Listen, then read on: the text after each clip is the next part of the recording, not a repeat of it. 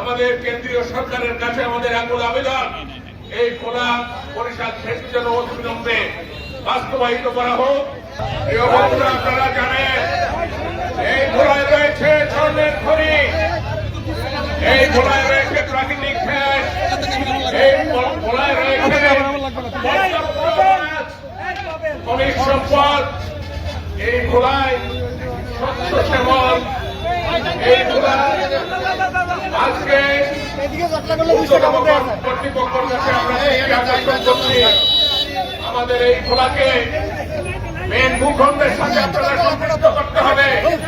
এই খোলার গেট দিয়ে সারা বাংলাদেশ লাভবান হচ্ছে, কিন্তু খোলার মানুষ পাচ্ছে না। এই খোলার মানুষ অনেক বঞ্চিত, অনেক লাঞ্ছিত, অনেক সকলের কাছে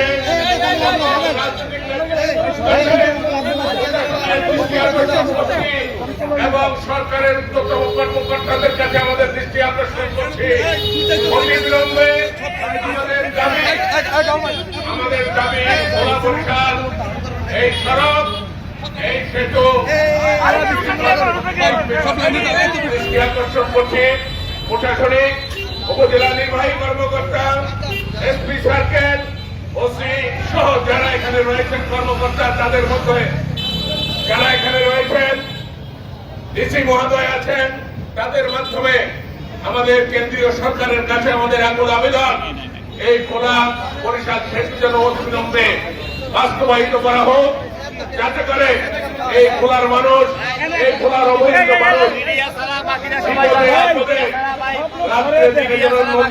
রাত্রে না হয়, আমাদের মানুষ রাত্রে অসুস্থ হয়ে পড়ে আমরা উন্নত চিকিৎসার জন্য তাদেরকে আমরা ঢাকায় নিতে পারি না, আমরা বরিশাল নিতে পারি না, আমরা চট্টগ্রাম নিতে পারি না।